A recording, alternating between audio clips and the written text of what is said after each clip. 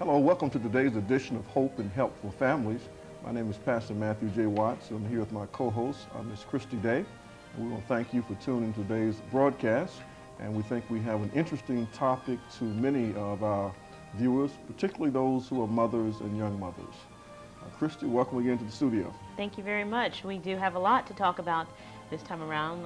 Last month when we sat down here, we were talking about a fatherhood initiative. The companion piece to that at Hope is the Motherhood initiative. So how are you getting that off the ground? Well, we're really excited about this. It's something that's been in the development stages for a couple of years. We do a lot of work with youth that are classified as being high risk and at risk. We've had teen mothers and young mothers in some of our various programs. And we thought that it would be good to really codify into an actual program, an initiative to work with young mothers. And so a young lady by the name of Crystal Satterfield is taking the lead role in actually implementing this initiative. And it's scheduled for implementation on Mother's Day and next month in May. That's interesting because what are the statistics in terms of teen pregnancy? I know Hope does a lot of gathering of statistics. What is it that you're finding? Are the rates up? Are the rates down? What's happening? Well, I think what we're finding is probably teen pregnancy rates are up. That's a difficult number to really get your hand on because some young mothers are choosing not, to deliver, and so some pregnancies are terminated. But we are seeing an increase in teen pregnancies among certain groups of our society, and Kanawha County is a county where there is a pretty high teen pregnancy rate. So when you get to, of course, we know, how this happens, but why are young girls making that kind of decision? I mean, is it that they don't understand their body cycles and they don't understand that there are certain times of the month where you can become pregnant, or is it much more than that? I think it's a very complicated thing, but very, very simple. Well, we know how people get pregnant, but I think a lot of young girls today, they're not always getting the proper guidance, or maybe enough guidance that they should receive. And there's been some change in mores in our society in terms of whether or not sexual activity before marriage is acceptable or not. There's no longer a position that the society holds that's consistent. And so there are mixed signals that's been sent to young people. I think many young people today have more free time, unsupervised time, and therefore they're much more likely to get involved in premarital sexual activity. And when you combine that with the fact that they are bombarded like maybe no other generation in history in terms of with the movies, with the printed page, with a lot of their music, with sexual messages at a time in their life when their sexual drives are probably at their peak, and then they're being over-aroused, I like to say, by some of the stimuli in the society. So it's a combination of factors, and we've just got to sit down with our young people and talk to them openly and honestly. This is serious business, and the quality of their lives are being affected, as well as the quality of the lives of children that they're bringing into the world that they didn't plan for. There are 2 points that I want to talk about in relationship to that, but over the weekend I had the television on and wasn't really paying attention to it, but one of the reality shows was on, and I was shocking. I mean, it was shocking to me to find that there were several people in this household that were living together as this reality TV project or whatever. But anyway, the girls and the guys were in and out of bed with people. I mean, this was only an hour show. There were about 4 or 5 sexual encounters. And I was thinking, what's going on here? And what was also interesting is how they viewed that. One girl thought that as long as the guy called her the next day, then she was okay with it. But if he didn't call her the next day, then she had problems. So it just seems how all that information is even digested, and was pretty amazing to me. And that's the day and age in which we live. And some of us, those of us who are adults and hopefully have developed a level of maturity, I mean, we can look through some of this and realize that this is not a good situation. This is not good for these young people emotionally, psychologically, and possibly even physically. But young people who are very impressionable and who have not had the advantage of experience and maturity don't really understand that. And so I think that these type of things does have a tremendous influence on our young people and their view of sexuality. And so it behooves us as the adults in the society to really try to talk to young people about the fact that sex is more than just a biological function, that it should be based on a committed relationship to an individual, an expression of love, and in our context, that of a lifelong commitment to a person where that love and affection is expressed. That's a message that you don't hear coming from our society, from the media, and from those who control movie industries and music and that type of thing. Let's face it, sex in our society sells, and sex sells to young people. And it's very profitable for those who are in that market. What's also interesting, and getting your viewpoints on this now, you, as a minister, of course, you advocate abstinence, but for those who are involved in this activity, are there not contraceptives available? Can they still not go through the health department and get free birth control pills or condoms? Is that not an option? Well, it's most definitely is an option. As you stated, we believe that the option that we should be at least talking to young people about and getting them to consider is abstinence until marriage. And I know there are some who will say that's unrealistic. It may be unrealistic for some young people, but it's at least an option, an alternative that we should lay out to them so they understand that they're not abnormal if they choose to do that. It's a perfectly legitimate position to hold. But young people need to understand the other things that are available to them, and those things are shared and made available through, I guess, clinics and through nurses and those type of things. But the bottom line is that young people are having sexual encounters, and young females are getting pregnant, and many of them are choosing to keep their baby. So what do we do, and how can we help them? And that's what we're talking about today, the Motherhood Initiative that is developed through the Hope Community Development Corporation. Basically, what are you teaching mothers? How to be mothers? You're in that situation, so here's how to make the best of your life at this point? Yes, the goal here is to really try to identify these young mothers while they're pregnant through referrals from the schools, through referrals from their peers, and since we work with so many young people, then we have a network of young people out there that can help us identify these young mothers. We want to make sure that they're getting the proper prenatal care because all the statistics show that with proper prenatal care, you lessen the probability of a low birth weight baby or health or other birth defects. So we will make sure that she's getting that proper care that she needs. And then also to try to provide her with a female mentor that can provide her with the emotional support and encouragement that she needs. You've been a mother yourself. You know what a woman goes through. I don't. What a woman goes through mentally and emotionally when she's pregnant, when her body is changing and that type of thing. And I'm sure that it's probably exasperated when the mother's a teen herself and just a girl. And so to provide her with support during that period of time, and also to provide her mother, the future grandmother, with encouragement and support. Because very often these are young mothers themselves and they have other children, and this is an added burden and responsibility upon them. So try to provide as much support as we can to the teen mother and to her mother to help them during that time of pregnancy and to make sure this teen mother is getting the proper health and so forth. And also that she is staying on target with her education. She stay in school as long as she possibly can to complete as much as she can of that particular school year so she doesn't fall behind academically. And those are very good points because a lot of times what happens is I think that young girls get in the situation and before they know it, they're so far over their heads and they just feel like there's no support, there's no help. And even what's happening in our schools with the daycare that's being provided, you know, even that's come under fire. So I imagine your approach to this is probably going to draw some fire also. I'm sure that it will. I think anytime you take an aggressive, visionary approach to say we want to try to solve a problem, and sometimes we can't just eliminate it. Our problems aren't easily eliminated. But young females that are pregnant, they need a lot of support.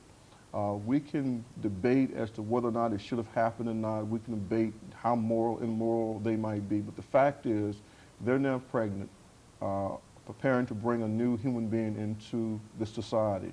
And what can we do to help this young mother to stabilize her life, to stay on target academically, to get the proper health care that she needs, and to help her prepare as much as we possibly can to be a mother. That's really the bottom line, and hopefully in time, as we work also with the young fathers and with the young men, we will see a reduction in out-of-wedlock pregnancies, particularly among teens. But until that time, we've got to try to stabilize the situations, and we don't do a lot to help if we just ignore it and try to wish it away, because it's not going away by itself. What makes you think that this will not have just the reverse effect, that that young men and women will say, well, hope is there to help me when I get in this situation, so I can therefore perhaps participate in those kinds of activities because there's yet another support network out there for me? That's an excellent question, and I think because, number one, we're there to remind them of their responsibility, and we're not condoning what they've done, and we're not celebrating them as being heroes. We're telling them the hard facts. You've made what we believe to be unwise choices. You've now complicated your life, and you've made your life much more difficult than what it should have been as a teenager. And we want to try to help you. But we also want to try to help you to understand that this type of behavior, if you continue to do this, you're going to further complicate your life and disqualify yourself for certain opportunities that will be available to you. We're not here to condemn you or make you feel any worse than what you feel, but we really do want you to understand the scope and the magnitude of bringing a life into the world and now being responsible for providing for, supporting, and nurturing that young life. And then we also want to talk to them about their whole value system regarding their sexuality, and to challenge them to consider, abstinence as a lifestyle choice until they would get married. If not, to make sure they take the necessary precautions to not have another unplanned pregnancy or pregnancy out of wedlock. We're trying to help young people think it through, because very often few people have ever told them that by having an out of wedlock pregnancy, then you increase the probability that you're going to be in poverty and your child's going to be raised in poverty, and it's going to be difficult for you to break that cycle, that you've increased the probability that you will not complete your education and that you will not be able to fulfill the dream that you maybe had for employment. And so we're really trying to help them to see the social, the personal, the financial, all these ramifications that they probably haven't thought through.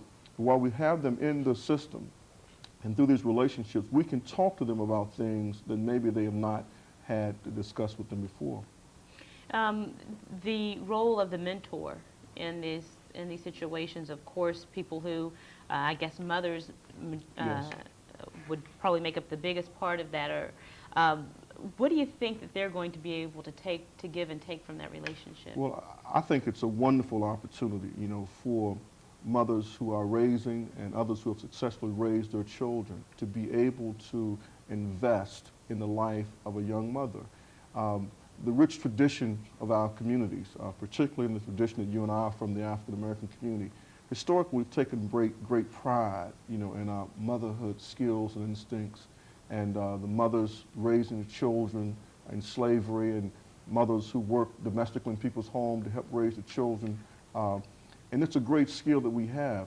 I think over time we have gotten a breach between young mothers and older mothers, and I think the way our society evolved with the welfare system and with subsidized housing, and now you get people separated through their living arrangements to where they don't come in contact with the people in the community with the skills, and that can encourage them and help to train them. So what we hope to accomplish is to create a venue again where these young mothers can come into contact with these mature, seasoned, positive women that can be positive role models for them and to challenge them to be good mothers, and also to challenge them to continue their education, because they really need to do that. Well, one quick question. Now, am I considered the older mother? Is that me? You are considered a mature mother. There you go. Mix it up there. Thank you very much. And I think that this is very valuable. I would like to see mothers, not young mothers, those who don't have children, who may be involved in this activity also. I want them to come and spend a weekend with me and my two beautiful children up at 2 o'clock in the morning when you still have to be at school, you know, at 7 a.m. I mean, I just want them to come when you can't go out and hang out at the mall because you've got obligations. I want them to come and spend some time at my house. Exactly. I think that it would have to make an impression, I would think. Well, I think so, and I think that's an excellent project that we would like to take you up on. I think some of these young girls really sin. I mean, really how hard it is and how difficult it is. It's a 24/7 proposition. And in your case, you have a very supportive husband to help you. Yes, I do. And but still, it's no easy task with Max and Quincy. I mean, That's it's right. still a very difficult job, and for them to realize that every waking moment of the day, there's someone else that's dependent upon me to take care of and provide for them. That's an awesome and a daunting responsibility that many young people have not given serious consideration to. Now, explain to me what the mentoring would include. Are we just talking about, of course, the prenatal aspect of things? Are you talking about helping them to understand how much this will cost them? I mean, what exactly will the mentoring include? Well, really all of the above. During the prenatal period, to really encouraging them, make sure they're taking their vitamins, make sure they're eating properly, encouraging them to abstain from alcohol and tobacco, talking to them about the fact that their baby is totally dependent upon them, and they got to take care of themselves so their baby can develop properly. And as we mentioned earlier about the change in their body and all these type of things. And then after the baby, while they're still carrying the baby, about how to bond with the child, about how to stimulate the child in its infancy, because research is telling us now that children can be intellectually stimulated even while they're in their mother's womb, the type of music the mother listens to, the mother singing to the child, and those type of things. And just really encouraging them to do those type of things. And then after the child is born, to continue to encourage them that, you know, this is a noble calling, and you do have a wonderful privilege to nurture your child and to help your child develop to be the type of person you would have them to become. And just provide them with the words of wisdom that only a woman or a mother could provide, a perspective and insight. And just be there to encourage them as much as they can. To continue, you know, to fight the good fight and not get discouraged because the baby will not be a baby forever, you know, and they're going to develop and mature, and it gets easier, it gets harder in different ways. But just there to provide them with support and encouragement. Now, would it be an ideal situation if you had a mother who was in the Motherhood Initiative and a father who was in the Fatherhood Initiative, both receiving this kind of nurturing? Ideal not in the sense that they're both in the situation, but that they're taking advantage of this opportunity. That is what we hope to be able to do, at least in some cases. Even while the mother-to-be is pregnant, to try to be working with the young man to help him understand what his role and responsibility is and what he needs to be preparing himself for. Not only to try to be gainfully employed to make some financial support to the mother and to the child, but also, you know, what it means to be a father and how he can bond with the child and that type of thing. And with these teen mothers and teen fathers, you know, the relationships are sometimes so volatile. I mean, before the baby is born, they're already broken up and not speaking to each other, you know. And trying to work with them to help them to understand that it's really important that they develop a relationship that is civil, and they've got to develop a way that they're going to relate to each other for the benefit of their child. And so hopefully we will be able to do some of that, to work with them and continue to work with them and help them to develop a way of communicating and relating to each other, realize that now they have something that will tie them to each other, if not directly, but indirectly, probably for the rest of their natural lives. Well, this is a very interesting topic. I think this would be a good time for us to take a break and come back and talk some more about the Motherhood Initiative at the Hope Community Development Corporation. We'll do that. We'll be back in just a few moments. This is Pastor Matthew J. Watts along with Ms. Christy Day, and we'll continue our discussion on the Hope Motherhood Initiative. Someone once said, we all come into this world alone, and we leave the same way.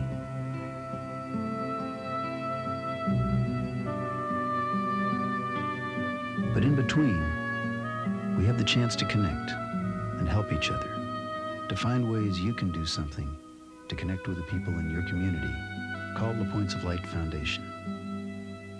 Do something good. Feel something real.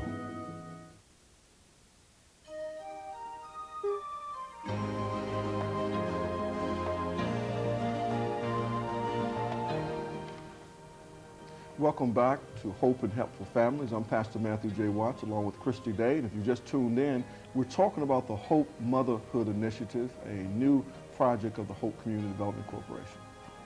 One good thing that, or another thing that we did not mention is the specifics of the program. One thing that's really interesting is creative journaling, and I keep a journal also just as a mother, and I think it's fascinating to look back even 6 months or even 4 years ago when Maxwell was born, just to see all the changes that have gone on. How do you think that's going to help the young mothers? We hope and we believe it's going to be very helpful to them, because many of them probably have not really chronicled and documented some of their feelings and the way they think about certain things.